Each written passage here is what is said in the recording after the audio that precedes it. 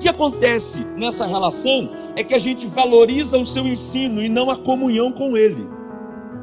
E aí que está o problema, porque todas as vezes que você se aproxima dele somente por causa dos ensinos e dos sinais que ele faz, você não enxerga o reino de Deus por dentro, você vive o reino de Deus por fora. João capítulo 3 vai dizer assim a palavra do Senhor: e havia entre os fariseus um homem chamado Nicodemos, príncipe dos judeus. E este foi ter de noite com Jesus e disse-lhe: Rabi, bem sabemos que és mestre vindo de Deus, porque ninguém pode fazer estes sinais que tu fazes, se Deus não for com ele. Jesus respondeu e disse-lhe: na verdade te digo, que aquele que não nascer de novo, não pode ver o reino de Deus. Disse-lhe Nicodemos: como é que pode um homem nascer sendo velho? Porventura pode tornar a entrar no ventre de sua mãe e nascer? Jesus respondeu: na verdade te digo, que aquele que não nascer da água e do Espírito, não pode entrar no reino de Deus. O que é nascido da carne é carne, e o que é nascido do Espírito é Espírito. Não te maravilhes de ter te dito: necessário vos é nascer de novo. O vento assopra onde quer e ouves a sua voz, mas não sabes de onde vem, nem para onde vai. Assim é todo aquele que é nascido do Espírito. O texto falando que o Nicodemos foi ter com Jesus. Nicodemos, ele é um príncipe dos judeus, fariseu. E por ser fariseu, ele era uma pessoa que vivia dentro do rigor das normas religiosas de seu tempo. Então ele cumpria rigorosamente aquilo que a sua religião dizia para ele cumprir. Seguia rigorosamente a lei de Moisés. Então ele andava de acordo com a lei.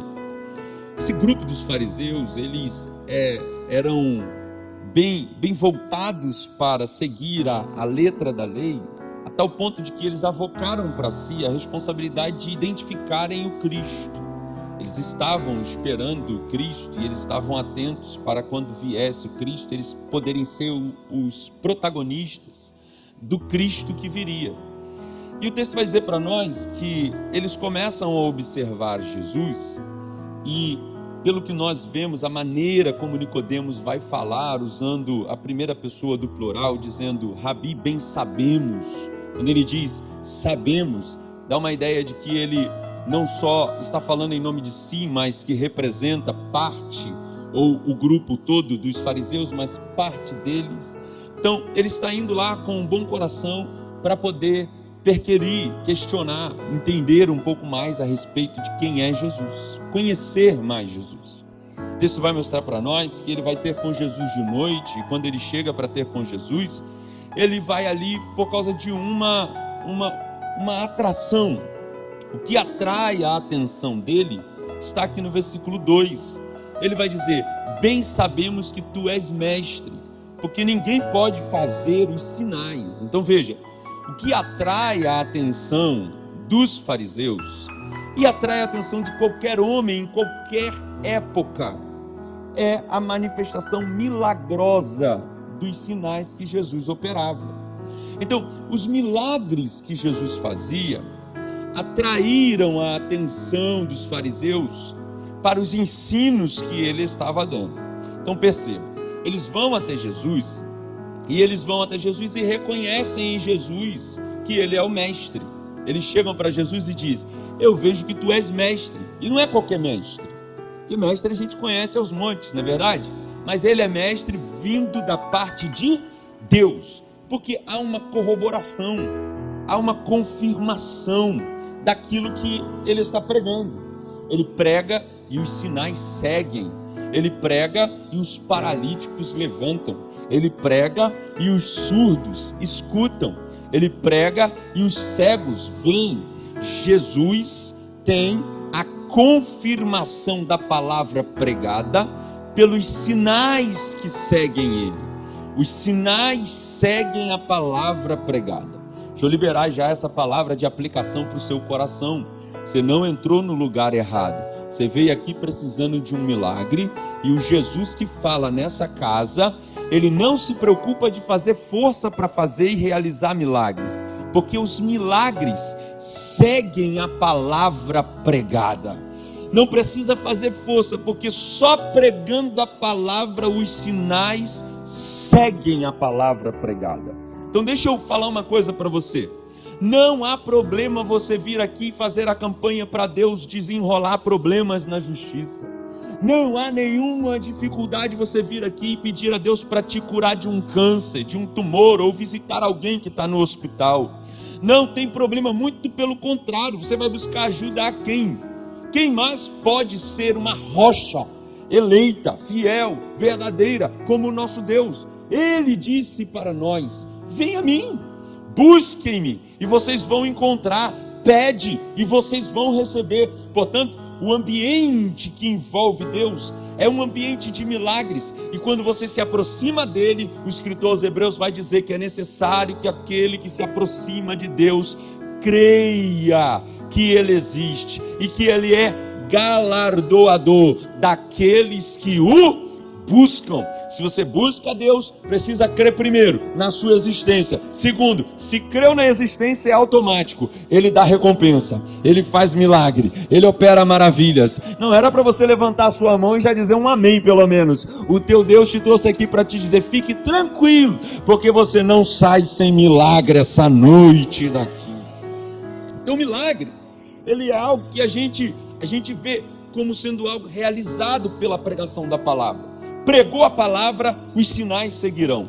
Pregou o evangelho, os sinais seguirão. E os discípulos viverão isso. Porque quando eles saíram pregando a palavra, a Bíblia diz que os sinais seguiam a palavra que era pregada. Agora preste atenção numa coisa que eu vou te dizer. Todas as vezes que a gente se aproxima de Jesus, vendo ele como um mestre, é muito legal, mas não salva a nossa alma. O que acontece nessa relação é que a gente valoriza o seu ensino e não a comunhão com ele. E aí que está o problema, porque todas as vezes que você se aproxima dele somente por causa dos ensinos e dos sinais que ele faz, você não enxerga o reino de Deus por dentro. Você vive o reino de Deus por fora. Então eu conheço um monte de gente que viveu milagre, que viveu bênçãos, que entendeu o ensino, que ouviu a palavra, que falou: rapaz, mas que mensagem boa, mas que ensino bom, isso é muito bom, só que achou que isso aqui é só filosofia, achou que o milagre foi só um acontecimento esporádico, achou que aquilo ali não poderia transformar a sua vida, e aí porque não deixou a fase dos sinais, não avançou para viver uma vida no reino de Deus. E o reino de Deus é coisa sobrenatural. Para viver o reino de Deus, tem que estar disposto a avançar e sair dos sinais para entrar na dimensão do visualizar, do enxergar o reino de Deus como ele é. Eu disse para vocês que os sinais seguem a palavra pregada. Por quê? Porque quem é filho de Deus não anda atrás dos sinais. Quem é filho de Deus, os sinais que andam atrás dele. Se você é filho de Deus, você não tem que estar preocupado hoje aqui com os sinais que vão acontecer, com os milagres que vão se realizar. Porque filho de Deus está confiante que está caminhando por uma revelação dada por Deus a ele, e essa revelação trará os sinais da palavra pregada. Só que há um problema em nós, o problema de ficarmos estupefatos, maravilhados, encantados com os sinais e paralisados nele. E quando a gente paralisa nos sinais, a gente não avança para viver uma genuína identificação com Cristo. Por isso você continua vivendo só os aspectos da manifestação do divino na terra, que é os sinais, os milagres, é uma intervenção divina. Você continua vivendo essas intervenções, mas você não vive a dimensão de enxergar o reino de Deus como ele é, o atuar de Deus. Você não sabe para onde Deus está se movendo, você não entende o mover do Espírito Santo, e é porque você não entende o mover do Espírito Santo que você continua aí dependendo de bengalas milagrosas para você poder permanecer firme na palavra. Diga um glória a Deus, irmão, pelo menos, só para ir aliviando a tensão. Como que você enxerga isso, João? Você enxerga da seguinte maneira: Quando eu vinha para cá, pastor, estava vindo, e eu não tenho muito, eu vou ser sincero, vou confessar o meu pecado para os irmãos, eu sou muito ruim de achar locais, muito ruim. E olha que eu sou itinerante, né? Não era para ser assim, né? Itinerante tem que ir uma vez e já, mas se eu não for com o ex, eu me perco, e com o ex eu já me perco. Se eu estiver sem ele, então aí que eu me perco mais ainda. Mas quando eu vinha para cá, eu vi vários sinais, várias sinalizações, placas. E imagine você saindo daqui fazendo uma viagem para qualquer lugar. Imagine você saindo daqui e indo para Cabo Frio. Quando você pega a reta indo para Cabo Frio, você está indo para lá, ou de repente indo para Campos, São Paulo, qualquer lugar, seu destino, você está viajando. Imagine que você está viajando e enquanto você viaja, você está de olho nas placas. E as placas estão sinalizando para você que a 200 quilômetros você vai chegar no seu destino.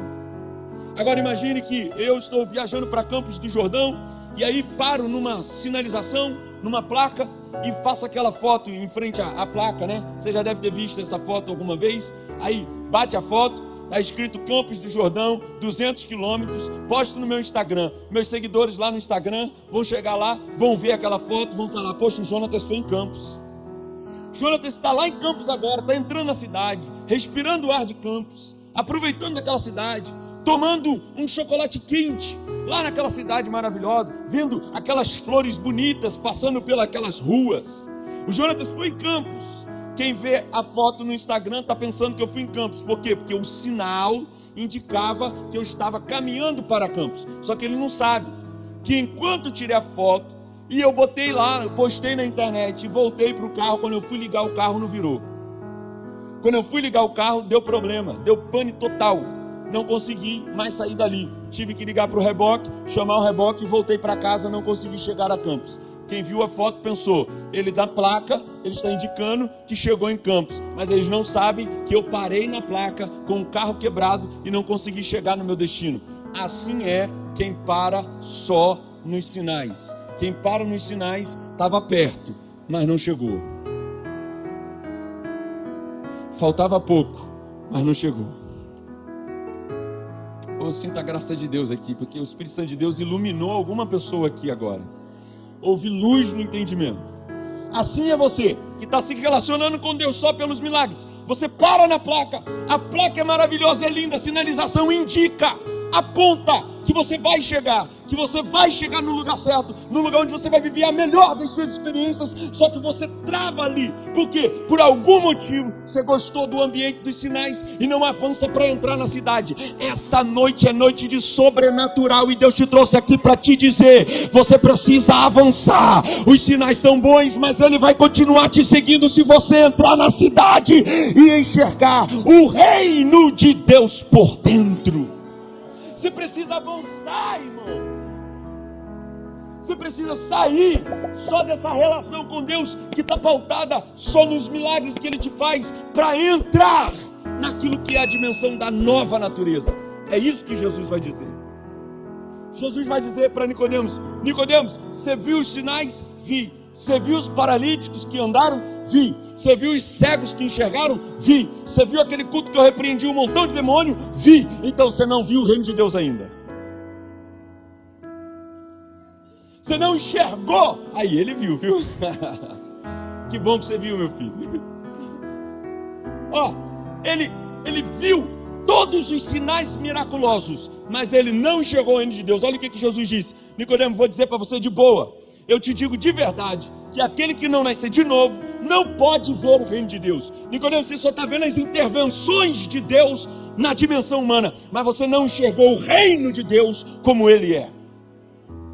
Agora, a pergunta que fica na nossa cabeça é: como isso é possível, Jesus? Se lá em Mateus capítulo 4 o Senhor diz que o reino de Deus é chegado a vós, e se depois lá em Mateus também o Senhor vai dizer que o reino de Deus está em vós, como que a gente pode ver os sinais, os milagres e não viver o reino de Deus? Está aqui uma questão que tem a ver com a obra do Espírito Santo de Deus em nós. Não adianta a gente ver os sinais e parar nele. Só quando o Espírito Santo tem liberdade, como um culto como esse, que é o culto de sobrenatural, é o culto que você vem desarmado, alinhado, que você vem entregue, que você diz: hoje o Senhor pode falar comigo do jeito que o Senhor quiser, sou teu servo, tua serva, vou te ouvir, vou sair daqui hoje cheio da tua presença. Só quando você vem assim, que o Espírito Santo pode gerar em você uma nova natureza, e essa nova natureza produzirá em você a capacidade necessária para enxergar o reino de Deus na terra.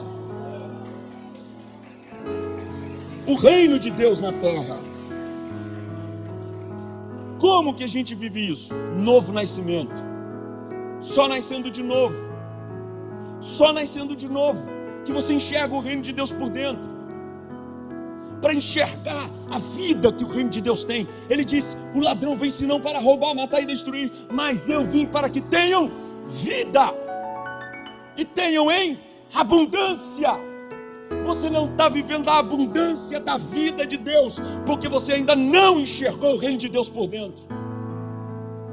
Você tem tudo por fora, todos os milagres, está cercado das bênçãos de Deus, mas não está dentro do próprio reino de Deus, porque você ainda não viveu uma transformação aqui dentro. É por isso que você sente essa incompletude dentro de tua alma. Por isso que algo não se encaixa dentro de você, que apesar de você ter tudo que você tem, você não é feliz. E não é feliz não é porque te faltam coisas de fora, não é feliz porque você ainda não viveu a regeneração, o novo nascimento, que só o Espírito Santo de Deus pode fazer. Por isso você veio aqui, porque essa incompletude da tua alma, o Espírito Santo te trouxe aqui para te dizer: eu vou preenchê-la hoje. Oh, eu sinto graça de Deus aqui. Eu estou pregando para alguém que hoje muda de vida. O Espírito Santo de Deus te trouxe aqui para te dizer, trouxe você para tratar contigo e te dizer: muito mais do que te cercar com bênçãos, eu quero ser a tua bênção. Eu sou o teu Deus e eu vou habitar em você. Vou te dar uma nova vida. Você precisa viver isso. Nicodemos, você tem que nascer de novo. Aí Nicodemos vai chegar para Jesus e vai fazer a pergunta que todos nós, humanamente falando, iríamos fazer: como é que pode ser isso? O homem tem que voltar para o ventre e nascer outra vez?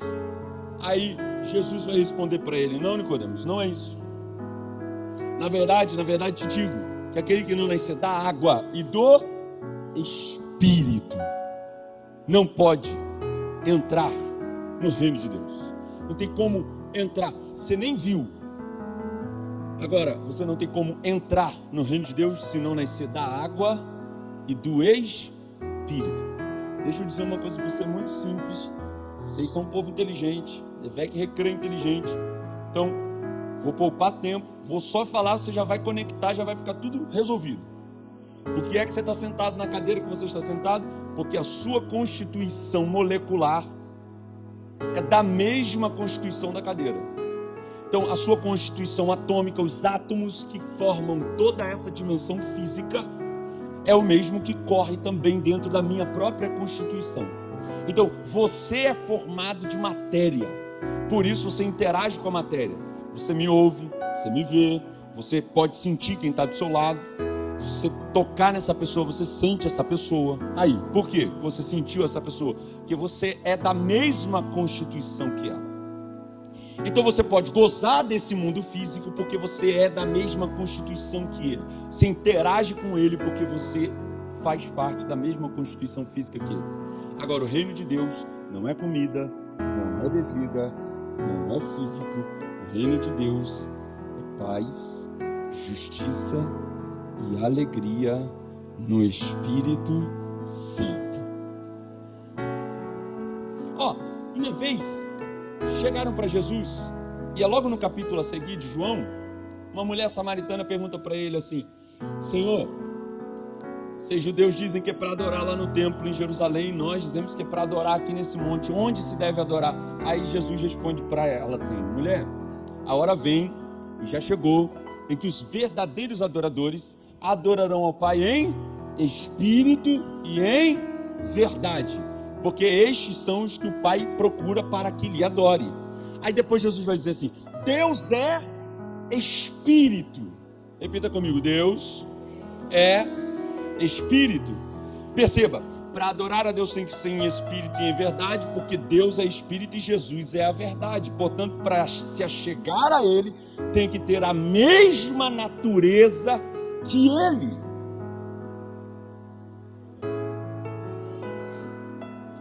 Por isso que a gente precisa viver a obra do Espírito Santo dentro de nós, para que a gente possa ser da mesma natureza que Deus. Você fala assim: Jonas, é ousadia demais eu querer ter a mesma natureza que Deus.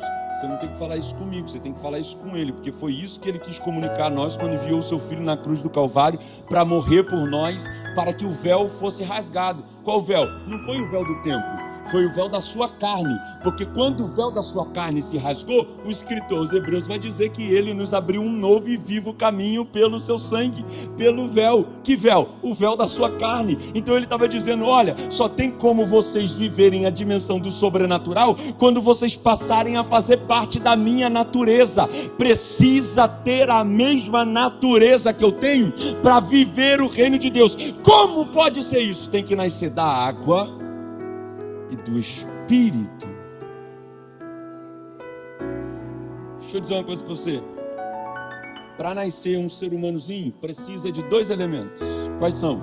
O gameta masculino e o gameta feminino, sem o qual não nasce um ser humanozinho. Todos nós somos produto da junção, do encontro místico, maravilhoso, lindo, de 2 gametas, que gerou um ser humanozinho. Agora, quando tem que nascer um novo filho de Deus, como é que isso sucede? Da mesma maneira. Tem que ser da água e do Espírito. Tem que ter 2 elementos: água e Espírito. Obviamente que a água aqui não está falando do batismo nas águas, porque senão não representaria o novo nascimento. Quem fala isso não sou eu, quem fala isso é o Wisby, no seu comentário que a gente tem aí da editora Central Gospel, comentário expositivo de Wisby. Ele vai dizer pra gente que não tem como falar aqui de batismo, porque o batismo simboliza a nossa morte. O batismo é quando a gente morre com Cristo. Então essa água aqui não está simbolizando o batismo. Então se você se batizou, você morreu, mas agora você precisa receber uma nova vida. Para receber essa nova vida, você precisa de quê? Água e Espírito. E aí eu me lembro de um texto que vocês conhecem muito bem, e eu quero concluir com esse texto, porque eu acredito que esse texto é esclarecedor para isso aqui. Deus pega Ezequiel, leva Ezequiel lá num vale cheio de ossos sequíssimos.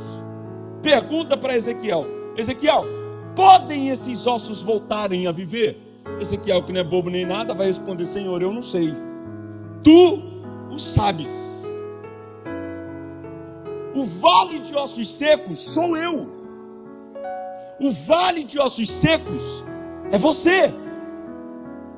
A condição da gente é tão deplorável que até alguém que está vivendo com Deus, profetizando em nome de Deus, ouvindo em nome de Deus, não acredita. Ele diz: tu o sabes. Veja que a nossa condição caída no pecado fez com que a gente ficasse num estado de inutilidade total. Paulo, escrevendo aos Romanos, vai dizer isso. Ele diz que todos se tornaram inúteis e juntamente se desviaram. Todos pecaram e destituídos foram da glória de Deus. Nós estávamos mortos nos nossos delitos e pecados. Aí Deus pegou o profeta e levou lá no vale da nossa história e falou assim: Ezequiel, pode acontecer alguma coisa? Aí ele disse: tu sabes. O Senhor disse para ele: então profetiza. Senhor, o que eu vou profetizar aqui? Ninguém tem ouvido para ouvir, porque é um vale de ossos secos. Aí o Senhor vai dizer: não depende de quem vai ouvir, depende da palavra que vai ser liberada, porque não é na capacidade de quem ouve, é no poder da palavra que está sendo ministrada. Aí ele diz: profetiza e diz: ossos secos, ouça pregação, a palavra de Deus. Irmão, começou a fazer barulho no meio daquele vale, é o mesmo barulho que eu escuto hoje aqui, barulho de osso voltando para osso, coisa que estava fora de ordem se organizando, a tua vida que estava toda fora de órbita voltando para o lugar, porque a palavra está sendo pregada, e enquanto eu prego a fé vai sendo gerada, porque a fé vem pelo ouvir e o ouvir da pregação. Você está começando a ver as coisas se organizarem dentro de você, é o poder da palavra de Deus atuando na sua vida. Depois que tudo, o exército ficou de pé, o Senhor pergunta para ele: e aí, podem esses corpos, pode esse exército receber fôlego de vida? Tu sabes, Senhor. Aí o Senhor diz para ele: profetiza. O primeiro elemento, profetiza e diz: ouve a palavra. Primeiro elemento, água, palavra, purificados pela palavra, lavados pela palavra, cheios da palavra, amantes da palavra, que vivem pela palavra. Aí ele diz: agora que a palavra purificou, agora fala para o Espírito soprar, chama eles para o culto do sobrenatural, chama eles para viverem uma nova realidade de vida. Eles estavam mortos, mas agora eu estou revivendo eles para a glória do meu nome. Aí Deus mandou ele profetizar e dizer: oh, Espírito, sopra dos quatro ventos sobre este vale. E quando ele profetizou, o Espírito veio sobre eles e eles começaram a ficar de pé. Aquele exército estava pronto para servir ao Deus Todo-Poderoso. E Deus disse para Ezequiel: assim eu farei com o meu povo. Essa noite Deus te trouxe aqui para te dizer: Ele vai fazer assim com você também. Aquilo que você pensava que não tinha mais vida, hoje o Espírito vai soprar e você vai ver uma esperança de Deus, porque você está sendo forjado para ser exército de Deus na terra. Só quem recebe essa palavra, levanta a mão lá em cima e glorifique o nome de Jesus.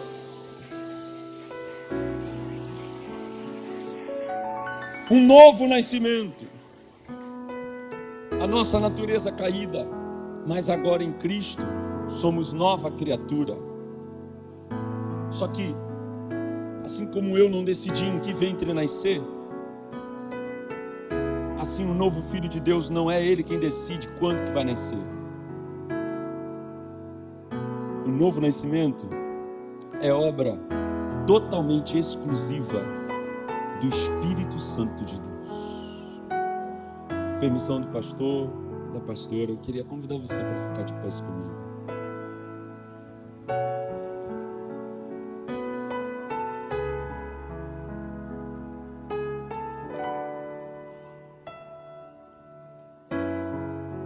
Nicodemos, você tem que nascer de novo, Nicodemos. Você tem que nascer da água e do Espírito.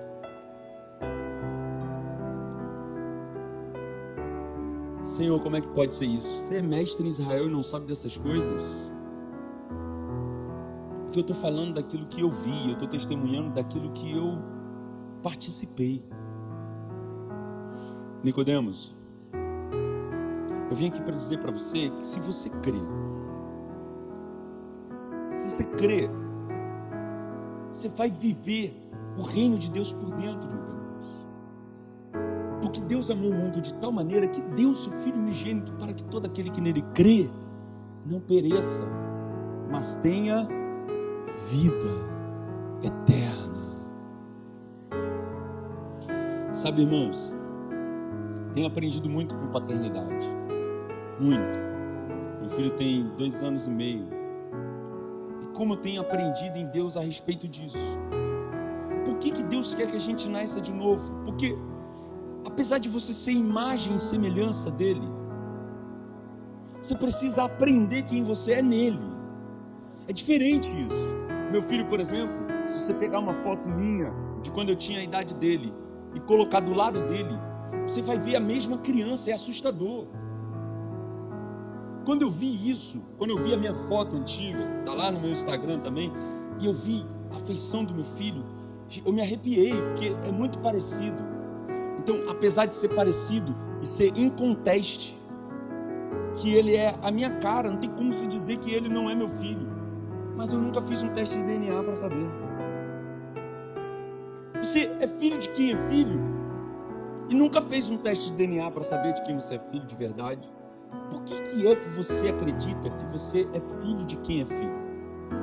Porque quando você nasceu, vendo aqui meus irmãos com o bebê no colo, como que a gente faz com os nossos filhos? A gente prega para eles. Você pregou tanto para o teu filho que ele era teu filho, você disse para ele: chama de papai, chama o papai. Olha o papai aqui, ó, o papai chegou. Você, ó, pregando. Você pregando para o seu filho. E eu fiz isso com meu filho. Preguei para ele: ó, papai, vem cá. Não, fala papai, fala papai. Você fica o tempo todo pregando para ele, até que chega uma hora que ele crê. E vai tirar da cabeça dele que você não é pai dele mais. Faz o teste, mostra para ele, para você ver se ele vai acreditar no teste ou vai acreditar no que ele creu. Sabe, você está aqui para ouvir essa palavra. Sabe por que você precisa ouvir essa palavra? Porque não basta ser só a aparência de Deus. Oh, aleluia.